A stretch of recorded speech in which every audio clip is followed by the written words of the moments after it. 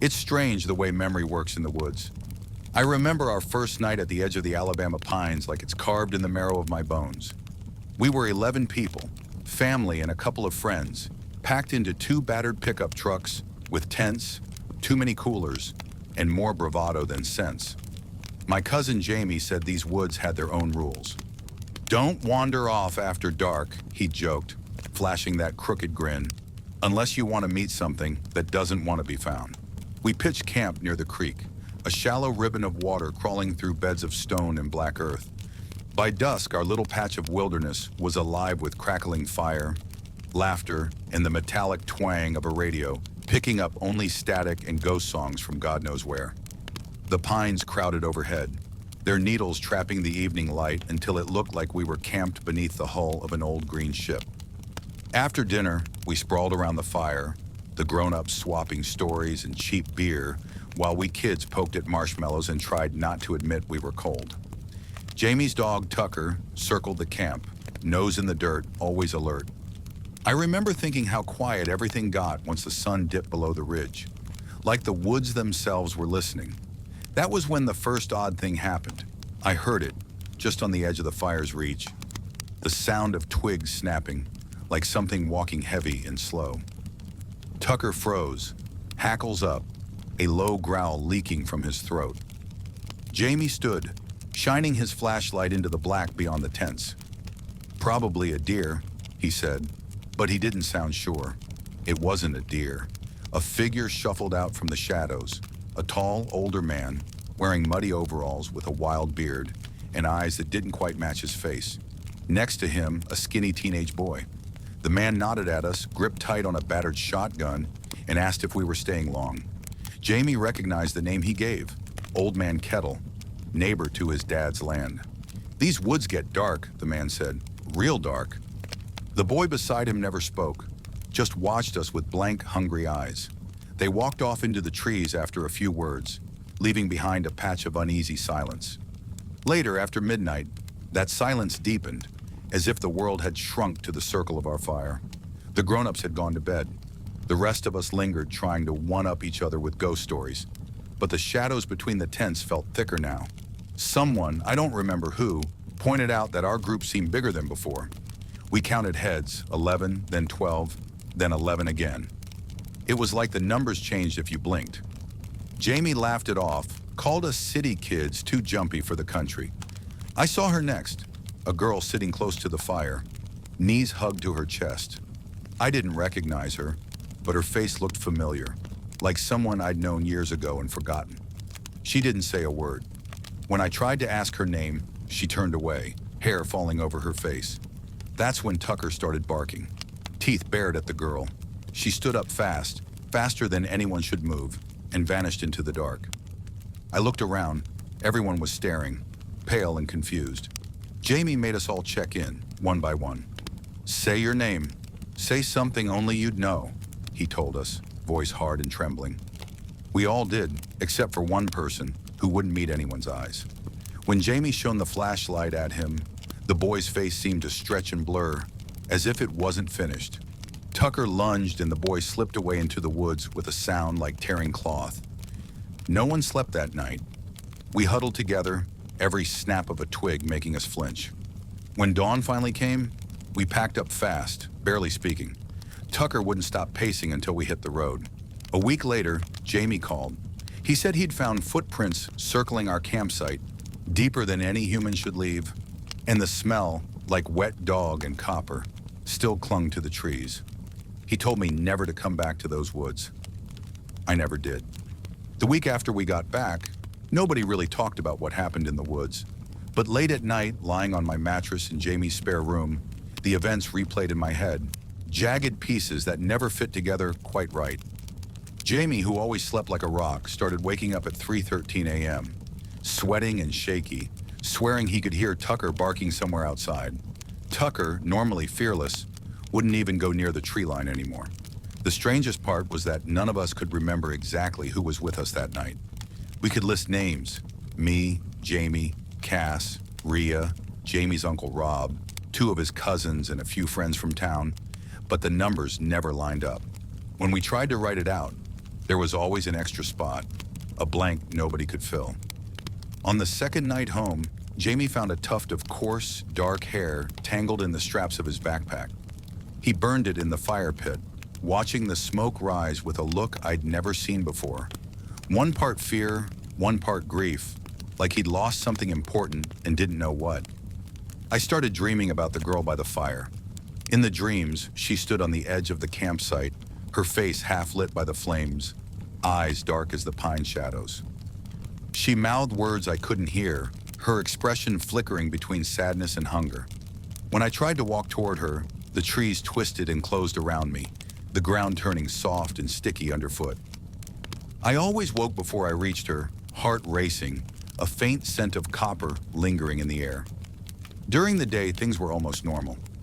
Jamie's mom asked us to help with chores, and the others went home to their families. But whenever I passed the old pickup or heard the sound of wind in the trees, a shiver ran through me. I caught Jamie staring at the woods more than once, like he was waiting for something to come out. At dinner, Jamie's uncle brought up the man and the boy we saw that night, but he said he'd never heard of anyone matching their description on that side of the county. After dinner, Jamie and I sat on the porch, watching fireflies drift through the dusk. "I keep thinking," Jamie said quietly, "that something followed us home. I keep seeing things in the corners. Sometimes I think I hear it calling my name." He wouldn't meet my eyes when he said it, and neither of us tried to laugh it off. 3 days after the camping trip, Cass called in a panic. Her younger brother, who hadn't even been with us in the woods, woke up screaming about a man with no face standing outside his window. The next morning, they found muddy footprints in the yard, too large to belong to anyone in their family, sunk deep into the soil despite the dry weather. The group started drifting apart after that. Rhea moved in with her aunt in another town. Cass and her family boarded up the windows for the rest of the summer. Even Jamie's uncle stopped hunting in the pines, muttering about bad omens and refusing to say more.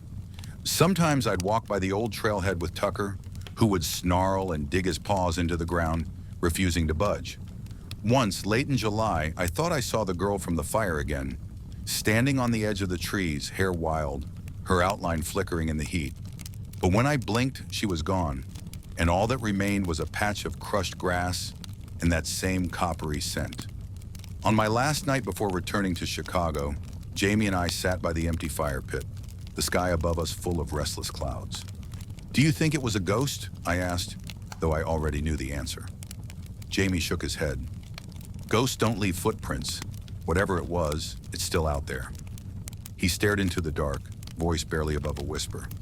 "Don't tell anyone what really happened. Some things are better left forgotten." I haven't camped in the woods since. There are certain memories that cling to you like damp clothes after a storm. For me, it's the night we camped in Devil's Hollow, a place with a name so corny I used to laugh every time I heard it. That was before I learned that sometimes names are warnings. I was 19, cocky, and too curious for my own good. My best friend Sam had just bought an old beat-up Jeep and convinced me and our mutual friend Emily to spend the weekend in the hills just outside the small town where we grew up.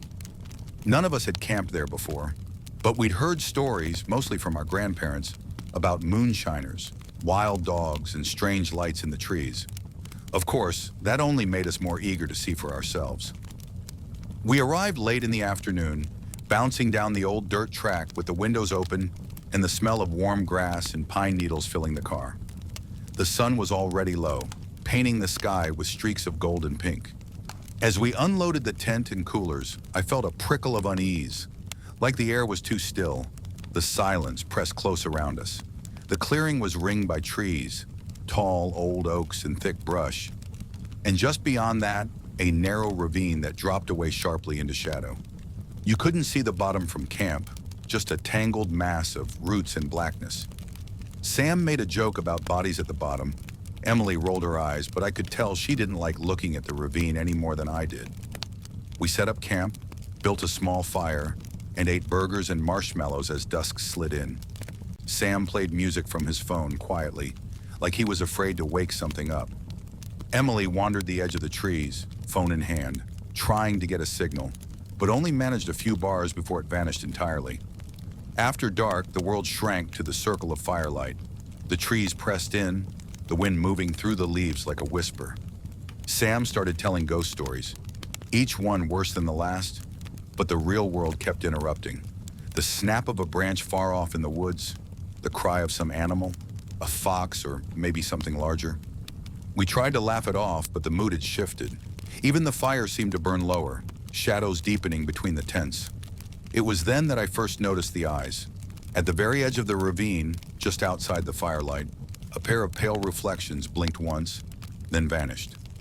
I froze, heart thumping.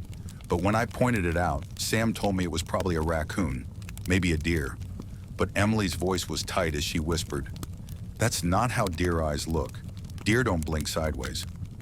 The night pressed on. We talked quieter, our jokes thinning out. Every time I looked at the ravine, I saw nothing. But I felt something watching, waiting. By midnight, a fog drifted in, pale and cold. It crawled up from the ravine and curled around the tents, muting the sounds of the woods until all you could hear was the crackle of the dying fire and the sound of your own breath. I barely slept, every rustle and snap outside sending my imagination spiraling. I told myself it was just nerves, city kids in the dark, but that was only the first night. The next morning, I was the first to crawl out of my sleeping bag. Dew clung to the grass. The fire was nothing but damp, crumbling ash, and the air felt even heavier than before. I made coffee on the little camp stove, shivering as I watched the ravine. In the light of day, it looked ordinary, just a tangle of roots, wild grapevine, and old leaves. No sign of what I'd seen the night before. Sam was still dead to the world, but Emily joined me with dark circles under her eyes. She admitted she hadn't slept much either. "I kept hearing something," she whispered, "like footsteps, but not close, just circling us all night." Her voice was thin, brittle with tiredness and nerves. She tried to laugh it off, but the sound fell flat. We spent the day trying to pretend everything was fine. Sam insisted we hike up the ridge, promising there was a lookout point with a great view. The climb was steep, the path barely visible, but by noon we found ourselves above the treetops, the whole world stretching out in hazy green below. For a while, we let ourselves believe the stories were just stories. Emily even managed a selfie of the three of us, windblown and grinning. On the way back, though, things started to shift again. We passed an old hunting blind, its boards half rotten and covered in moss. Sam poked his head inside and came out pale, swearing he saw bones, small animal ones, but too many, all picked clean. Emily and I refused to go near it. Back at camp, the wind picked up, rattling the tents and bending the trees so they creaked like old bones. By evening, it felt as though something was moving through the woods, drawing closer as the shadows deepened. Even Sam was quiet, poking at the fire with a stick, his usual jokes dying on his lips. After dinner, as the last bit of daylight faded, I noticed a scrap of red fabric snagged on a low branch near the ravine. It looked fresh, a corner of someone's shirt, or maybe a bandana. None of us wore red, and none of us remembered seeing it before.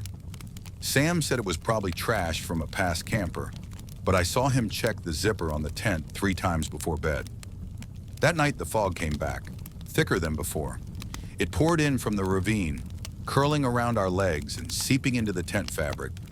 Sounds became muffled, strange. Every now and then, I heard what sounded like someone walking right up to the tent, then stopping. Emily clung to her flashlight, refusing to turn it off. Just after midnight, I woke to the sound of whispering, soft, frantic, right outside the tent. I held my breath listening. I could make out Sam's voice, a low hiss. "Who's out there?" Then Emily's. "Don't go outside, please, just stay here." But I couldn't help myself.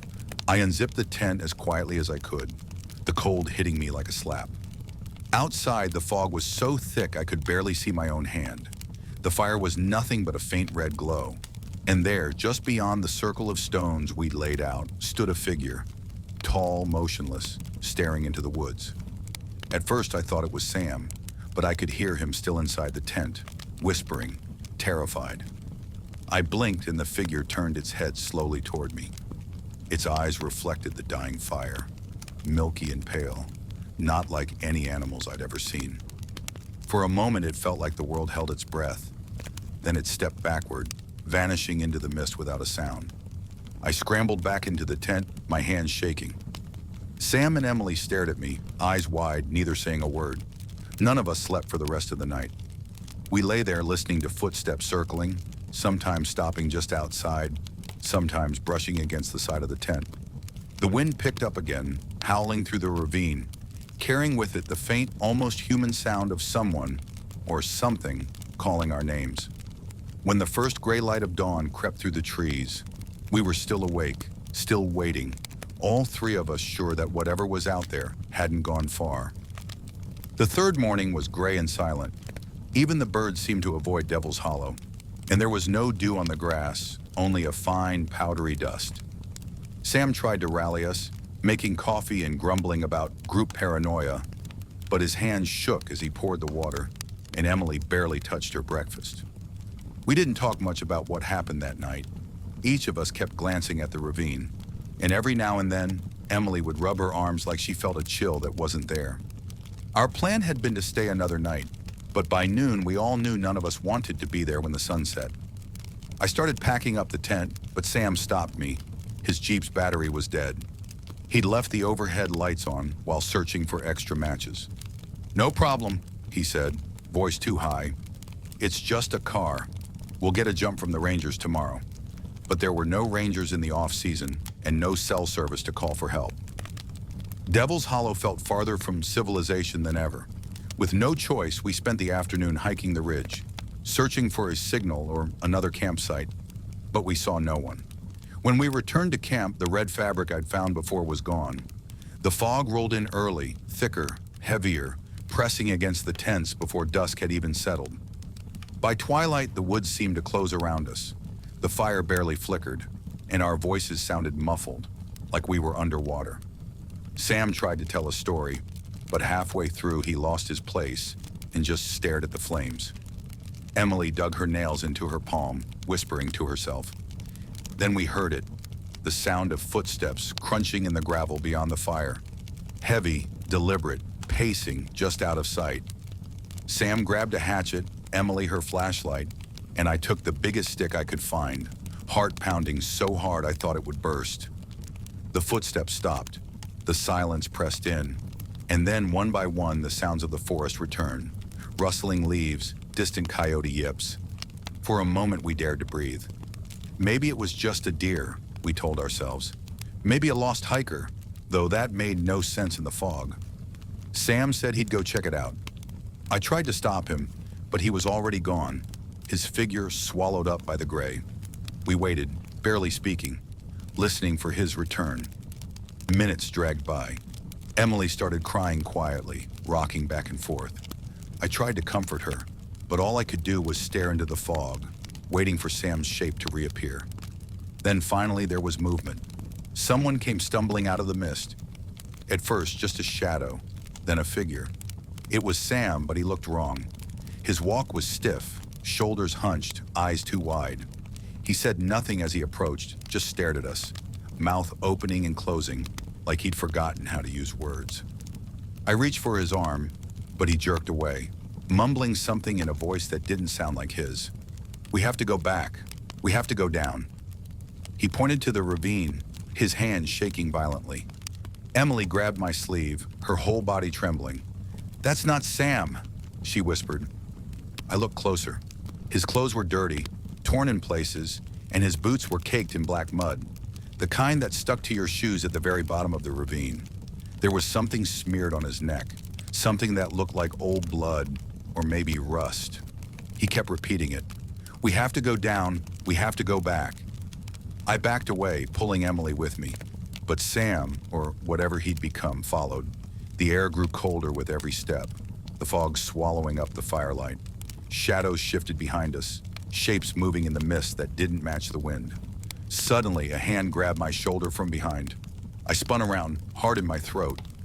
But it was Sam, the real Sam, wild-eyed and out of breath, mud streaked on his jeans. "Run!" he gasped. "That thing, don't look at it, just run!" I stared in shock. In front of us, the other figure, the one in Sam's shape, let out a shriek, high and raw, like an animal caught in a trap.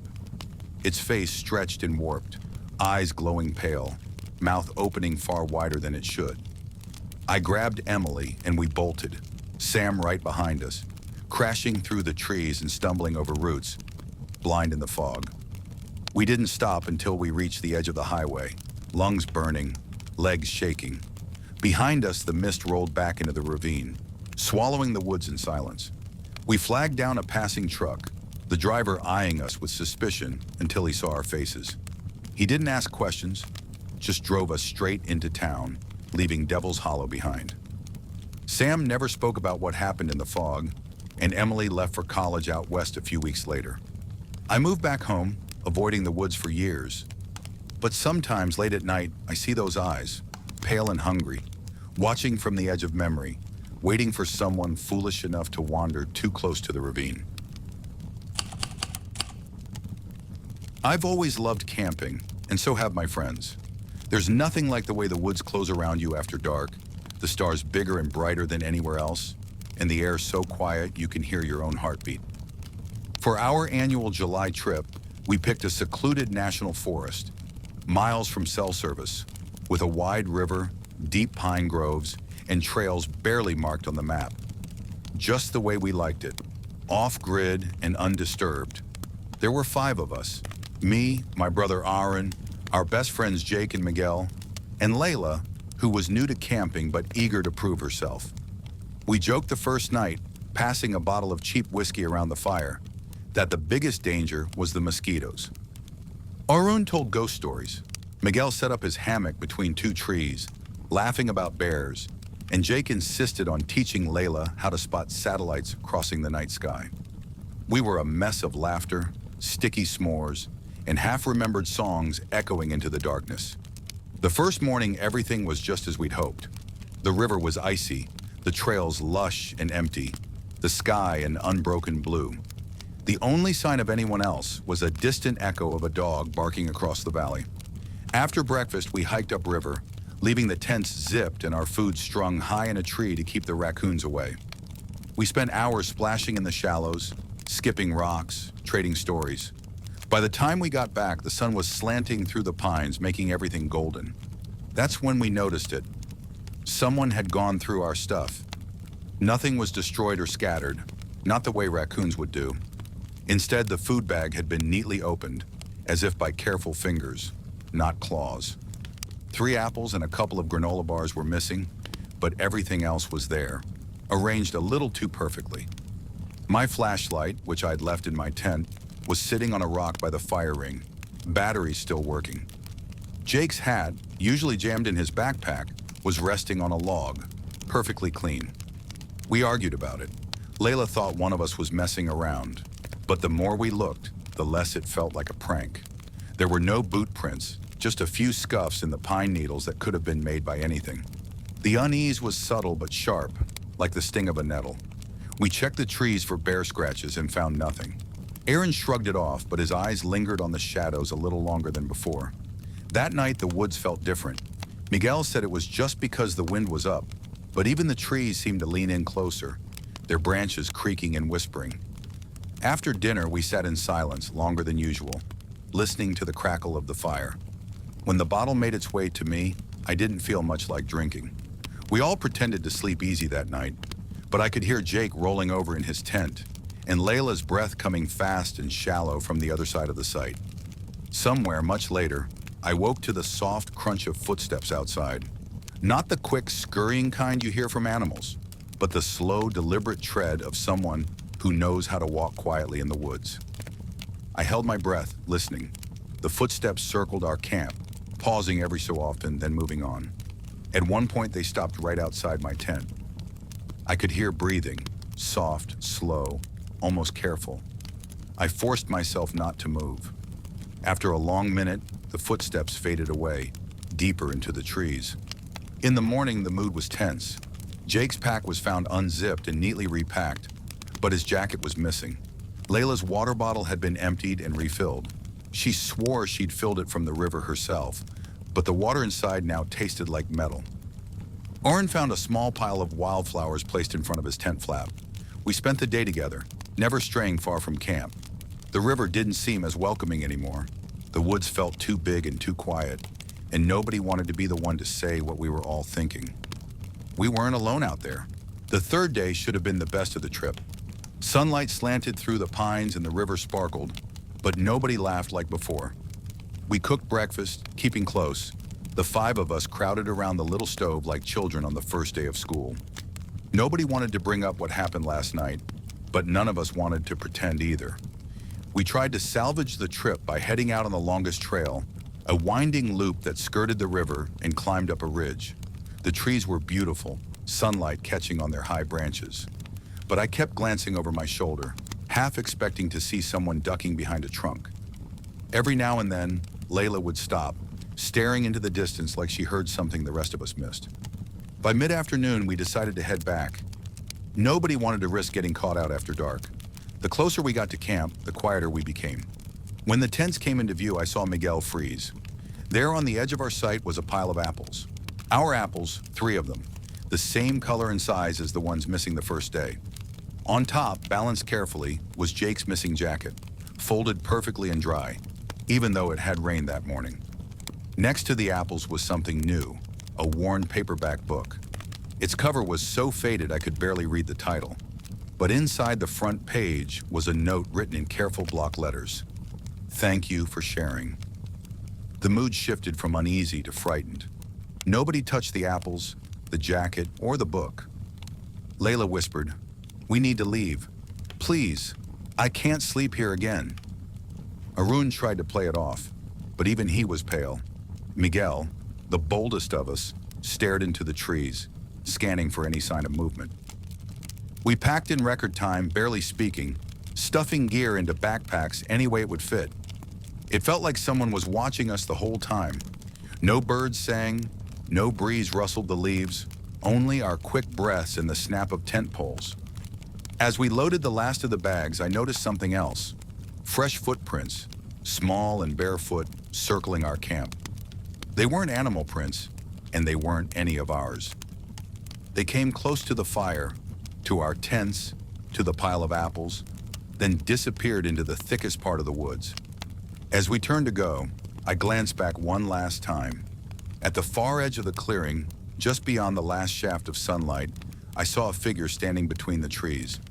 Not big, not hulking or monstrous, just a person, skin pale, hair long and tangled, wearing layers of ragged clothing.